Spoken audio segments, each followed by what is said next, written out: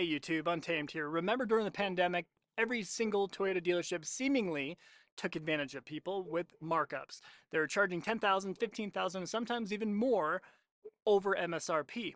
They really took advantage of people. It didn't matter if you were a loyal customer returning for the second, third, fourth, fifth time, or even I've heard some cases where people would go to the same dealership throughout decades. Their entire family would go to a certain dealership, but that didn't matter. Magically enough, greed took over for so many Toyota dealerships, it got pretty pathetic. And they wonder why they get bad reputations, right? It's because of things like that. When they had an opportunity to really just nickel and dime and steal from you, straight up just rob people of $10,000, what did they do? They took advantage of it, and it's pretty pathetic. Sure, you can assume that it is equally to blame on the consumer, the customer. I get it. It takes two to tango, but the fact that they felt the need to deploy those tactics and totally disregard your loyalty to that dealership, disregard the fact that you were a returning customer, that was pretty pathetic, and it was pretty telling about the dealerships at that time. Fast forward a couple years beyond the pandemic, we're still seeing a lot of Toyota dealers try to deploy those tactics. Well, they're like sharks when they get blood in the water. They are able to steal $10,000 from one customer. Well, I got to try to do it again. I got to line my pocket at your expense. So that became the unfortunate reality for so many people, especially if you lived in very high populated areas like Florida. California was probably the largest perpetrator of it.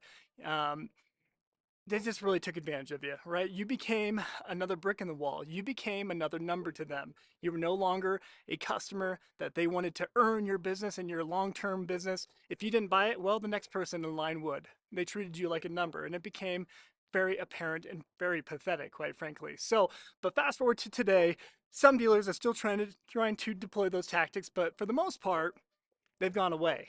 If you look across the nation, if you just do a little bit of homework, and if you are in California and your dealerships around there are still deploying those tactics, forget them, look elsewhere. Just go a state or two over, and I guarantee you're going to find what you're looking for at MSRP or even better.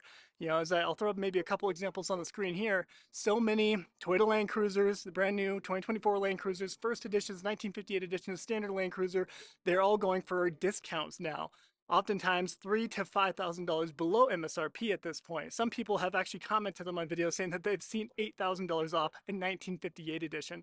I personally haven't seen that, but I believe it. It's pretty sad to see the pivot, because now dealerships really wish that they had treated you better.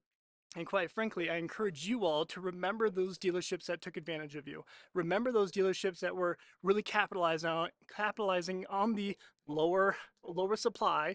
They're really taking advantage of people. So just remember them and don't pay them any business now, is what I'm getting at, right? They don't deserve your business at this point because they didn't give two hoots when you were trying to go in there and buy one during the pandemic while the supply was low. They didn't care. They just wanted more money and to line their pockets. So I encourage you, be sure to leave them poor reviews and don't go back to them and pay them any business. So I'll show up a couple examples in this. I'll show this Land Cruiser because this is a prime example. Right, this Land Cruiser here, you can easily get it for $3,000 to $4,000 below MSRP at this point, which is quite nice to see. So shout out to the good dealerships out there that really held true to form. They didn't mark up during the pandemic. Those are the real MVPs, and those are the dealerships that we should be celebrating.